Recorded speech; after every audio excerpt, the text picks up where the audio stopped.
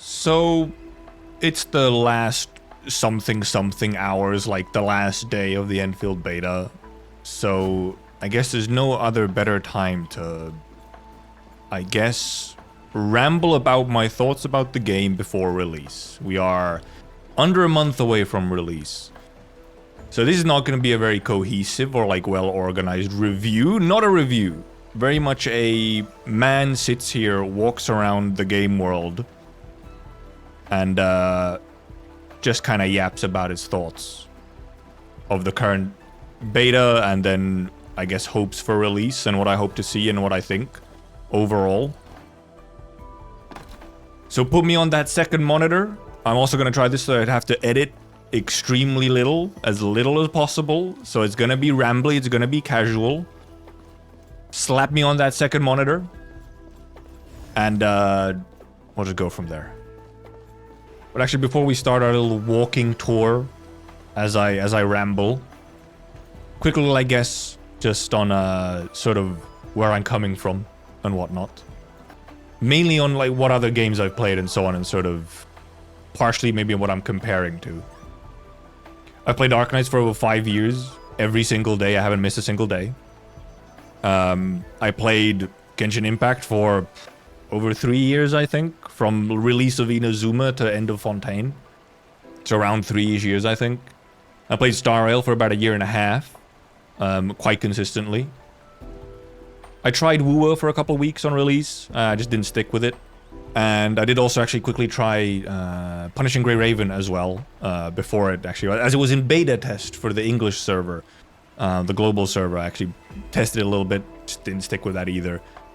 And I've also played Limbus for a bit over 1.5 years now.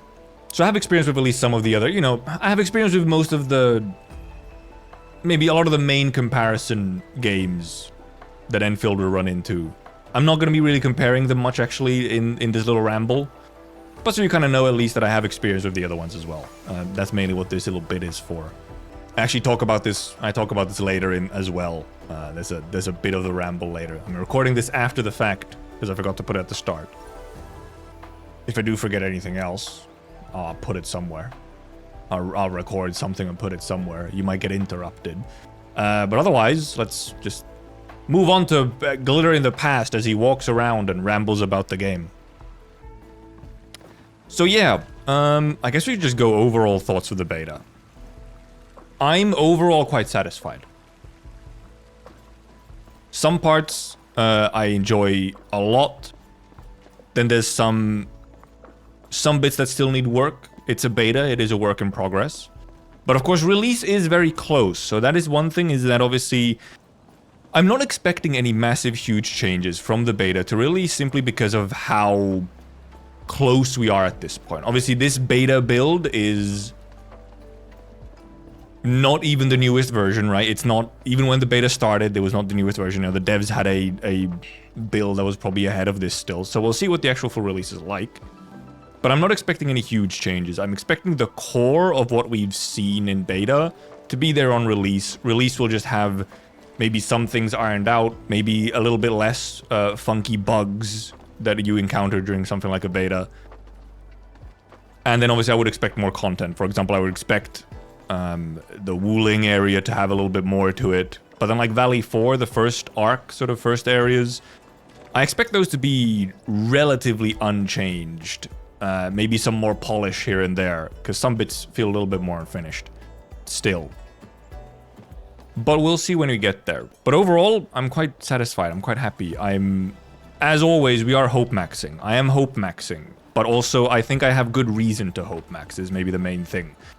I would not call it cope. At least for most things. When it comes to criticisms, like overall criticisms for stuff, for what we've seen in beta, most of it is nitpicks. Or like there's quite a few like smaller, like there's smaller things here and there, little nitpicks, like maybe some awkward UI or some awkward interactions or keybind things and stuff like that. Small things that are stuff that can be ironed out, kind of any time, like it can absolutely be done in the future. maybe the biggest, main, sort of more fundamental criticism is that first act. It's that Valley 4 act, arc, whatever you want to call it, where the story is, you could maybe use the word shallow a little bit. It's not an incredibly in-depth story in that way, and it's somewhat bogged down at times by having to introduce so much gameplay stuff to you during that story as well. So there's some awkward pacing, there's some awkward progression stuff that goes on with that first act, which just lowers its sort of overall maybe enjoyment quality. I don't hate it. I'm not like a hater of that first act, but it's not the best. But also, I'm the dude who went on like a 30-minute rant about how every early gacha game story is kind of mid, and that it is just like a curse, a universal law. I'm a firm believer. So in that way, I'm not too surprised or disappointed, because I kind of expected it. It was within my expectations.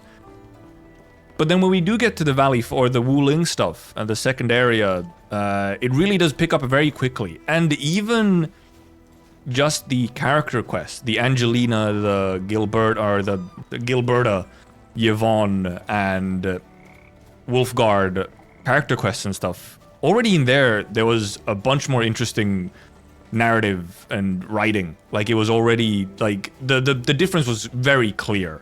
It was almost a bit shocking with how much more interesting and intriguing and sort of seemingly complex the story was, like, right away when you got to Wuling and some of those character quests. So I'm actually like really good stuff in there. And I'm really looking forward to where it goes on release. But yeah, that first act, it's a bit mid, and I don't see it changing significantly is the thing. So I'm gonna be one of those motherfuckers going around like, hey, look, just get through that first act. Do the first however many hours it's gonna be, like 10-ish hours, first couple days of gaming, of gameplay. Get through that first act, and then you're Gucci, then it picks up from there. Many such cases, we hear this all the time. It's unfortunate, but that's the world we live in, I think. And like I said, I kind of expected it. So that's maybe for the story stuff. Also, I actually never quickly still on the story stuff. Let's actually use this little thing. Let's go on a little tour with these as well. On the story stuff, actually, however, there is indeed very much. I said I was looking forward to stuff because there's some setup. There's some setup for more complex, like, the sort of dark undercurrents are hinted at in some of the stories. Mostly it comes from actually some of the text. If you go and read like lore files, there's some dark undercurrents clearly apparent. That like not everything is as Gucci as it seems, and maybe some of even the glazing that your main cast does get, because that does happen. There's absolutely some of that, like main cast just gets glazed. Some of that glazing might be a little bit more sinister than initially seems, rather than just being glazing at face value. So we'll see where that goes. I'm interested. I'm absolutely willing to give them a chance to build and develop. So that's interesting. Because from there, I guess I'll jump onto this idea, which I maybe should have said earlier in already, is that this is a live service game. It is a game that is supposed to go for years and years and years. And one thing that a game like that has a benefit of is that it can develop and change and enhance itself in almost all aspects, most aspects, as time goes on, right? You don't necessarily need everything to be perfect at launch. Obviously, the sort of more complete and stable it is at launch, the better, obviously. Like, you don't want a bad launch. But that, I feel like for a bad launch, the main things are some of the early progression experience, which does maybe need some work and is not the best. The story, as long as it's like okay-ish, though, well, to me it's okay-ish, exactly. That's exactly what it is, it's okay-ish.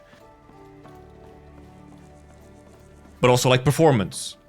As long as your performance is good, you have at least like you have something to grab onto, which I feel like there is. You absolutely always have like stuff to do. If you get into the game and you want to do a bunch of stuff in it, you really can't do a lot.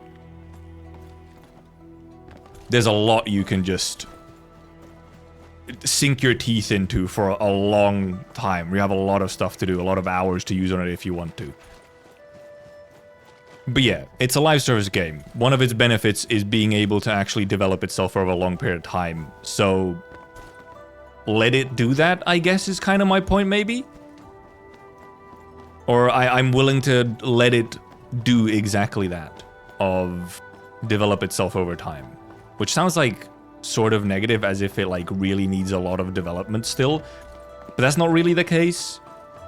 I think it's actually a shockingly like solid piece of game, even just on what I have in my hands right now. So if anything, it's like, damn, if they take this truly further, and once they can start getting into more of the real meat of like all the story stuff and whatnot, I think it can be something really good, like actually quite incredible maybe. But that's how I see that part. For some of the things that I just think work really well, the combat in Beta 2, I think is just genuinely really good.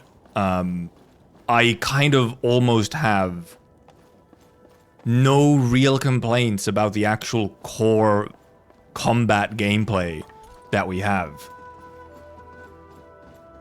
So like, I just kind of no comments. It's just really good. I really like the way that the teams flow and the combat flows. I obviously like that it's, you know, all four of their characters on at the same time, and, you know, little, like, sort of basic things like that. And I think they can get really interesting with the combat as well, especially if they do a lot of interesting enemy design and kit design. I feel like I see a way, I see a future. And just, I've just enjoyed my time with pretty much every second of combat that I've had in this beta. So I think that's going to be all good. Factory stuff. I enjoy the factory stuff. I'm not a huge factory dude, and I feel like for someone like me who has done like a dabbled in factory stuff, factory gaming, it's kind of a nice, comfortable amount of factory.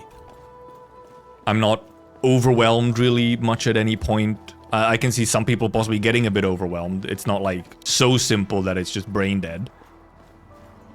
But it's not overwhelming, at least to me. So for me personally, factory works so well. Some of the factory tutorialization, some of the tutorials for the factory really need some work. Not done incredibly well. Oh god, I am going to fall into the water. Oh, there we go.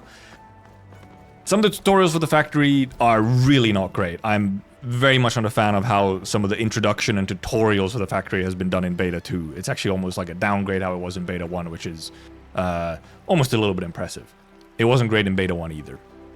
But I guess I also recognize it's a pretty hard thing to tutorial. Like, it's difficult to tutorial it if your expectations are that you have a lot of people who are just completely, utterly unfamiliar with any kind of factory gameplay. It's really difficult to introduce that into sort of a completely new audience. So I'm not jealous of the kind of work that they have to do. So for those gameplay parts, overall gameplay, I'm quite happy. There's some stuff, there's some balancing stuff, mainly in character progression, right? Like sort of grinding for character progression and stuff like that. There's a point, you get to a point in your character progression where the grind takes a bit of a massive jump on how much you need to do. Where especially, it's like that, it's that early game, like, sort of plateau in a way of like character progression where it's like suddenly you need a lot more resources to get to like sort of the next level of character progression. You kind of hit that, which at first I thought it was like it was super vertical, it really needed a lot. I think in the long term actually it would be fine. It's just it's a very steep increase suddenly, and that's the part that's a little iffy. So I'm hoping maybe some adjustments to just how exactly the sort of later character progression ends up going. But once again, one of the things that can be adjusted. And probably will be adjusted before release. The devs have acknowledged stuff like that already quickly. So it most likely will get adjusted a little bit. Hopefully in a good direction. What else? What's the next things? We've somewhat talked about story, kind of the lore. I talked about performance. For me personally, performance has been essentially flawless. Like a couple tiny hiccups here and there. I think the game has maybe crashed twice for me, which for a beta and whatnot, pretty darn good. My PC is quite strong, however. My PC is very, very capable, so that's part of it. I can run everything at max and kind of have no issues.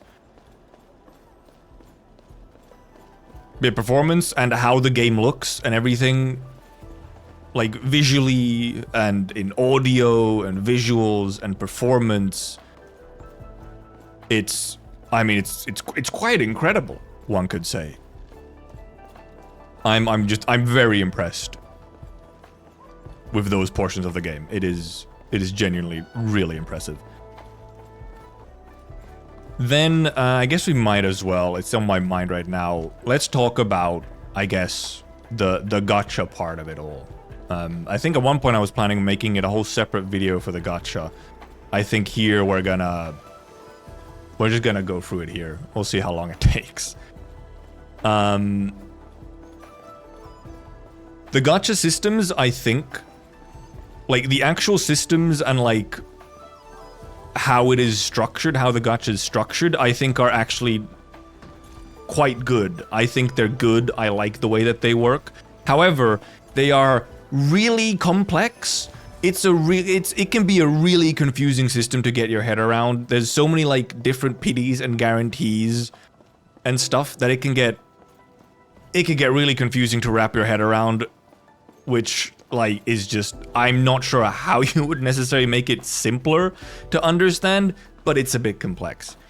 But at sort of for most of the core aspects of how it works, how the systems work and interact, I think they're good.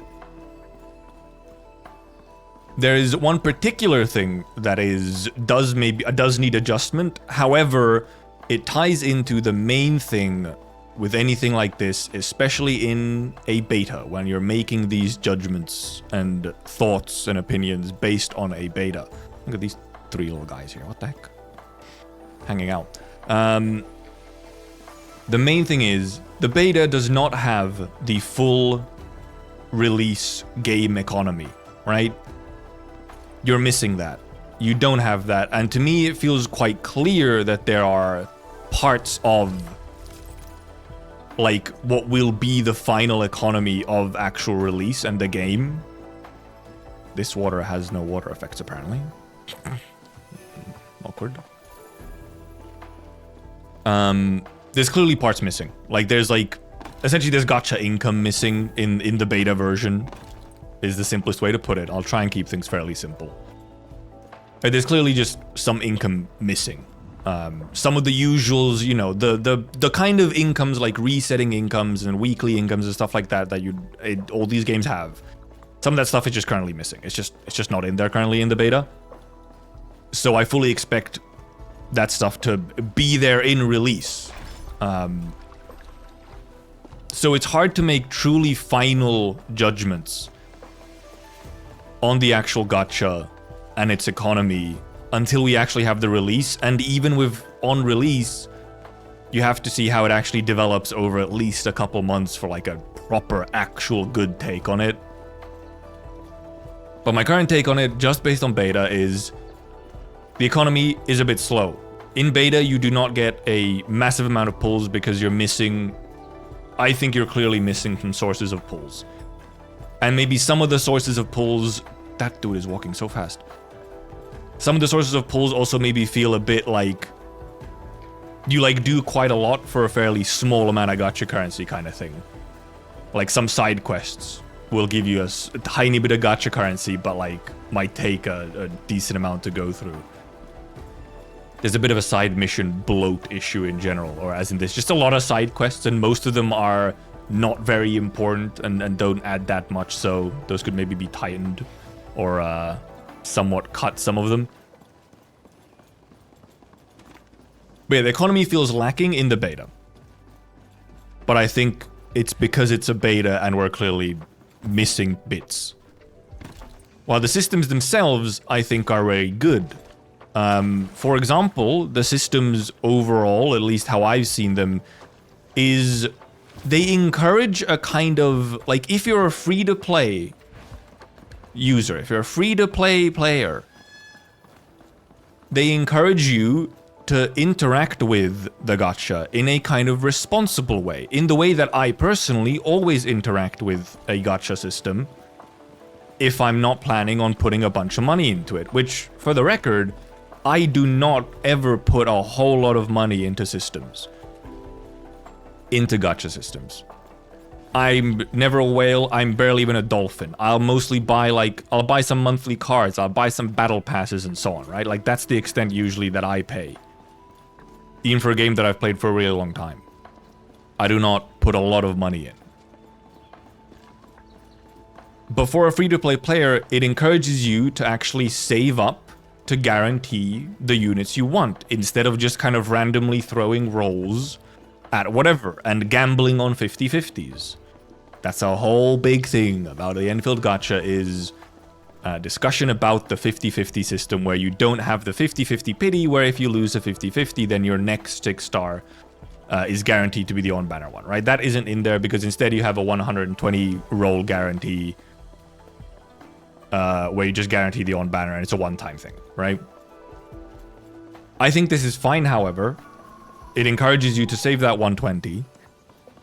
Where I think the issue comes, a smaller issue, is the fact that the 120 guarantee actually uses up your, like, normal 6-star pity. Because you have, like, the normal 6-star pity, which starts at 65 soft pity, 80 hard pity. It uses up that pity as well. So, like, let's say you go to, like, 70 rolls and you get a 6-star. And then you have to do another, then you do another, however many, you do another 50 to get to the 120 guarantee. Like, say you, like, that's probably going to be a fairly average rolling experience. Is you'll do like 70 rolls, you get one 6-star, you lose the 50-50. So then you do another 50 to get to the 120. It then resets your pity when you get to 120, so you're back at 0 out of 80. I think that could be changed, that it didn't use the pity. That's a small thing. But the main issue, however, comes with... Can I go this way? It's kind of a dead end, but we'll go. I think the main issue comes with the specific interaction. Because, first of all, it's actually a really cool system. The system where you pull on the character banner and you will get pulls for the weapon banner. I think actually that as a system is really cool. It encourages sort of, oh, as you get your characters, you will then also get your weapons. I really like the system, actually. Though, once again, an economy thing. It depends on actually how many character or how many weapon pulls you end up getting on how good it feels. What the heck? I guess I can't go over here unless these guys let me through. Oh, okay. These guys will not let me through. Never mind. It's out of... Oh, I did walk into an out-of-bounds area. I'll go back the other way. Where was I? Yeah, the weapon pulls. So yeah, there's a funny thing right now where indeed you can just get into a situation where you get really lucky on the character banner and get the character super early. But then you're sort of, character-wise, you are incentivized to not roll more. Like, you got your character so you can save for the next one, which is what you would normally do. But as right now, you cannot get weapon pulls. Your main source, most of your weapon pulls are coming from the weapon pulls that you get for rolling on characters. So then, oh, you'd really want the weapon, but you got really lucky on the character banner, so you can't actually get the weapon. Like, you can't even, maybe you can't even do like almost any rolls for the weapon because you just got really lucky on the character. And that feels a little awkward. It's a little funky that it just feels odd, right? Because you can't actually use gacha currency on the weapon banner. So to get more weapon pulls, you would then have to kind of throw more rolls at the character banner despite already having the character. Which is like, isn't all bad. You'll still get more characters. You'll get more dupes for your lower rarities. You'll maybe get more 6-stars. You might get dupes for some of the standard 6-stars. You'll get, maybe you'll get dupes for the limited 6-star. But it still feels a little odd if you don't have a sort of a weapon pulls from other sources, which in the beta you currently don't have many weapon pull sources other than the character banner. So it can be a little strange. It's a little bit weird of a fundamental thing where either there needs to be a difference, either you need to somewhat change how that interacts between the character banner and the weapon banner or the weapon pulls, or the economy sort of compensates for it and you can actually get weapon pulls from a variety of different sources. If you can get a reasonable amount of weapon pulls from other sources, then it doesn't feel as silly. Because maybe you'll have a bunch of weapon pulls saved up at some point. Because also, you don't necessarily need the weapons always, but a lot of people want their weapons for the character, right? So that's a bit of a weird one. There's currently a bit of a mismatch in incentives on if you get a character early, you're sort of incentivized to not roll more and save for your next character guarantee instead. But then if you want the weapon, you're incentivized to roll more on the banner where you already got the character. So, weird mismatch. I think there needs to be a little bit of work there. Which can either be fixed by, indeed, economy on just providing you with weapon pulls from other sources, or somewhat changing how the character banner and weapon banner interact with each other. I'm gonna have a drink of water.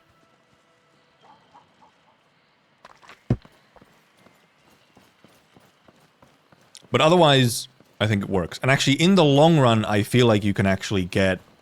It might be completely fine in the long run, because the weapon rates are quite high. You have 4% for 6-star weapons, and it's a 25-75 for the sort of on-banner weapon. So in the long run, you could possibly get a situation of... You end up having a lot of weapon pulls, like, sort of stored up. Yeah, like you have extra weapon pulls. And thus, even if you get lucky on the character banner, you actually have weapon pulls saved up. Like, you could have a situation like that, possibly, like, in the long run. Some of these things are indeed just really difficult to judge. When we just have, like, the beta, we have, like, beta economy and... can actually see how things is in long term. And the long term, I kind of already said this, the long term is really important in a live service game. It's kind of quite crucial in a live service game. I'd rather not start combat right now. Get away from me. Stop. Okay, there we go. Yeah, the long term is really important for a live service game. So, you just kind of have to wait and see for some of these things on how they end up being. And then if there is still issues, hope that the devs realize it and take some feedback on it, and do change things, and do introduce fixes and adjustments. Which, I would hope Hypergriff would. I generally have trust in Hypergriff. Some might call me a hyperglazer. And maybe I am a little bit. I'd like to think I'm somewhat unbiased, but I'm probably not. But overall, I would somewhat trust in Hypergriff to, in the long term, manage that situation well. So that's the very rambly gacha. I'm not sure if I got my points across where I think many of the fundamentals of the gacha system are good. There's a couple weird parts about it right now, and much of it could simply be... Wow, that just teleported. And much of it could be simply changed and fixed by the actual release economy, depending on what the economy actually is like. And what else? We've talked about performance, I've talked about story and sort of lore stuff. We talked about the gacha. And maybe we have some miscellaneous points. Maybe sort of I guess, somewhat tangential to stuff like, oh, the identity of Endfield and the Arknights part of Arknights Endfield. Because I feel like this, I haven't necessarily talked about this as much on sort of my takes on that part. The way that I approach Endfield, when it, for example, comes to that stuff, is I want to approach Enfield on its own terms, if that makes sense. Enfield is trying to do its own thing. It's obviously related to Arknights and shares some elements and so on, but is ultimately a very different experience. Is supposed to be quite a different experience. If I want more Arknights, I would... Well, I have Arknights for that, right? I somewhat want Enfield to be its own thing and not just an Arknights 2. I think it's good that it separates itself in some aspects of vibe and even design. I think it's... I actually prefer that it somewhat separates itself. But I want to approach the game indeed on its... You could sort of put it as like, I want to give it the benefit of the doubt, but that makes it sound like I have doubts in that way, which isn't really true. I have some doubts, but they're not really based on, oh, will it be the Arknights that I love? Because that's never how I've really approached Enfield. I've always somewhat more approached it as a separate thing from Arknights. At least, you know, once we had a little bit more information, at least, on what Enfield might actually be. You know, because, you know, back at some point it was just announced randomly and you could just speculate on what the hell it is. So, yeah, I try and approach it as its own thing, but also... This might be just... Maybe this is just a me thing, and I frankly don't have the words or the, like... knowledge. I haven't been able to actually pinpoint what it is, but... There's aspects of Enfield still, however, that, like, I do get that sort of... Arknights vibe, for lack of a better word. There is parts of it, and like a sort of core vibe, at least to me, that still says Arknights. And not just because, you know, you have, like, recycled characters or whatever. I call them recycled, but I don't actually see them as recycled. That's a whole separate thing. Yeah, to me, there exists, however. To me, it's not like Enfield is a complete and utter departure from the identity of Arknights original. It's like an appropriate departure, at least in most aspects. There's maybe some parts where I wish it was a bit closer. In some of the maybe character design elements and we'll see, if, you know, somewhat with the story. There's some parts of, you know, Arknights sort of storytelling that I would like to still see in Enfield, and we'll see how that goes in the long term. But when I just vibe it out, pure vibe it out, Enfield still says Arknights to me in many ways. But also clearly distinct and its own thing. But indeed, I want it to be that. I want it to be its own thing as well. And also, I think, I don't know, I think I'm just not smart enough also to be like, oh, I really want to see this in the future, I think. How I approach many things is... I want to see just what they do. I kind of take many things at face value and just sort of... The devs, the people making the product or whatever... They do their thing, they provide something, and then I consume it and have thoughts and neuron activations about it. I kind of just want to see what they do and then have an opinion on it, rather than overtly worry about, oh god, what could it be? Or what could have been. Okay, sometimes, you know, it's reasonable to be like a little bit, oh, what could have been. But most of the time, I want to kind of just take things as they come, approach them on their sort of, on their terms, let them show to me what they are, and then make a judgment on it. And, I mean, maybe give feedback on it and so on, which obviously what betas are for.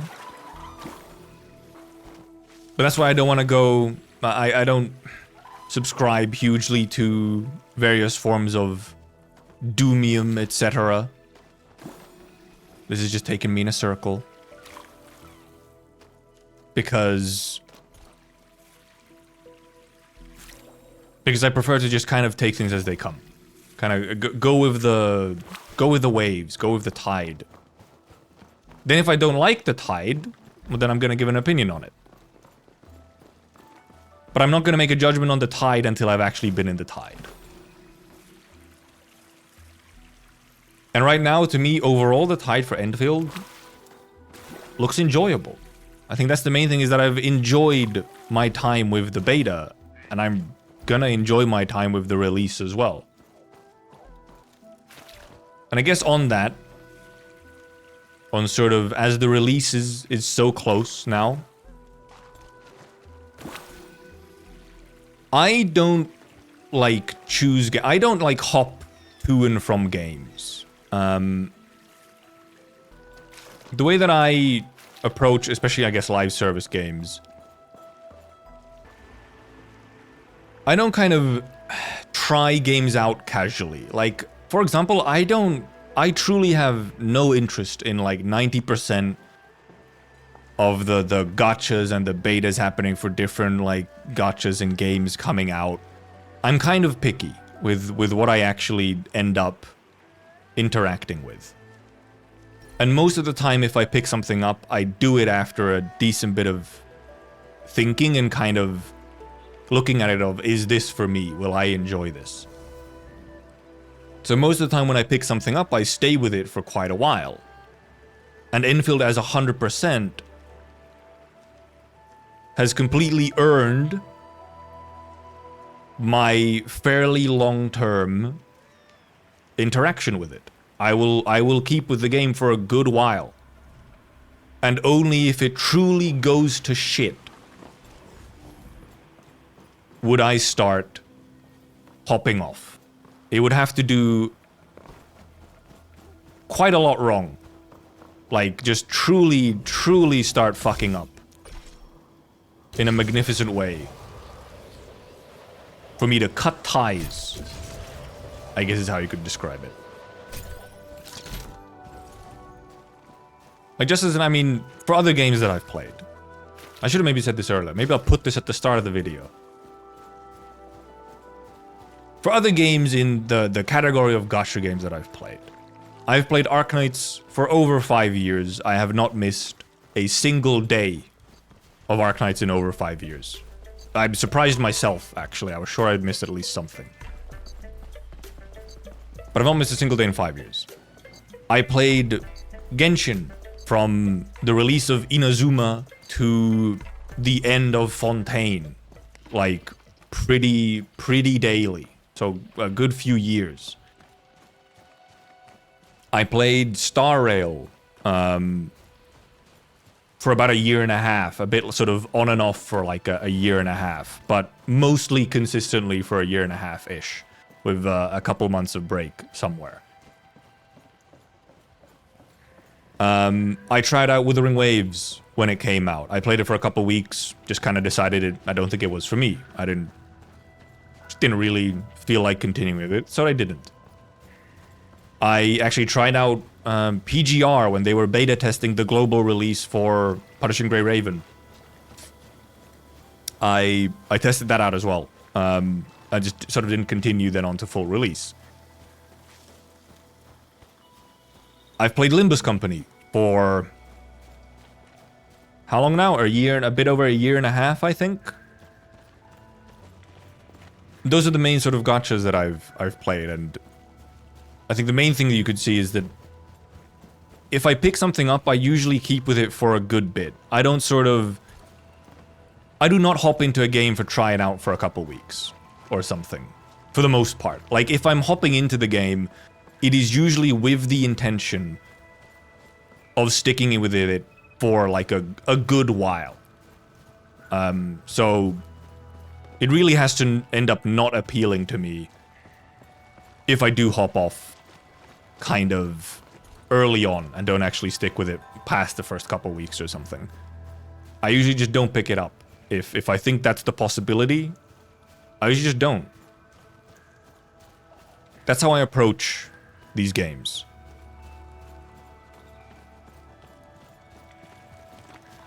And like I said, Enfield has earned the right. Of course, I'm a hyper glazer, massive bias, all that good stuff. Enfield has earned the right from me for me to stick with it for a good while. Just because I enjoy the game, and I think I'm going to enjoy it as time goes on, and also because I think I'm expecting and hoping for some pretty good stuff, for like some genuinely really good stuff down the line.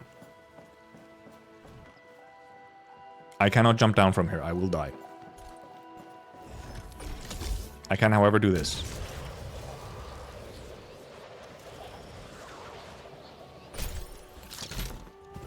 Anything else left for me to go over? How long have I been recording for? I've been recording for 40 minutes. Jesus Christ, this truly was a casual, rambly, kind of nothing about the game. I mean, mainly, I think the main thing is I'm still very much excited for the game. I like most of the things that I've seen in the beta. Many of the sort of fundamentals I think are just there and solid. Some cohesiveness between some of the elements could be enhanced, which I think is a thing for a live service game. Like I said, I think just a big thing is, I know there's a chest wolf card. I think a big thing is simply that yes, the game has the possibility of developing itself over a long time. That's what a live service game is for. I've said it multiple times now.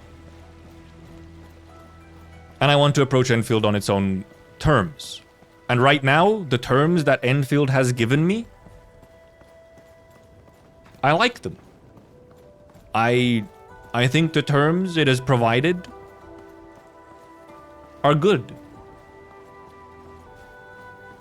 I simply enjoy my time with it. At the end of it all, I enjoy my time with it.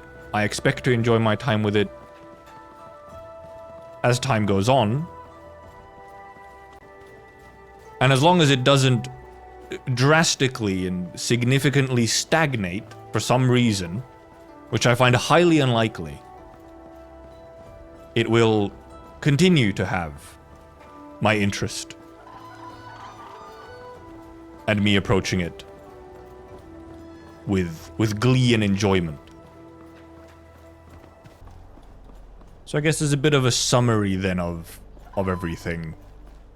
There's still some rough edges that need to be ironed out, as you would expect from any beta or frankly any live service game. Let's be real. What game launches in perfect condition these days? Which doesn't really happen. Enfield has a lot of potential, and I also think it will actually be able to, based on just my vibes right now, I think it will able to actually also take that potential and realize it. At least most of the way. And it really I think it has a lot of potential. So even if it doesn't reach all of it, it would still be really good. So yeah, a lot of potential that I think it will actually be able to match. Couple things here and there that need adjustment. Some of them might actually be things, like some of the gacha stuff might actually just solve itself once we have the full release economy. Because I think a lot of the things in there are stuff that can be simply solved by how the economy ends up being. And I'm excited for release. I'm gonna be there no matter what. Except I don't have to really think of it like that, because I think it's gonna go pretty well, honestly. I think there will be a lot of people who will really enjoy the game once they get their hands on it. From combat, to the factory, to at least maybe some of the latter bits of the release story once you get to Wuling and so on. I just think things will end up going quite well from both Hypergriff's end and, more importantly, I guess, the player's end, us. So I guess with that done, Hyperglazer and Endfield fan of 30 years, signing off. Bye-bye. Video ends.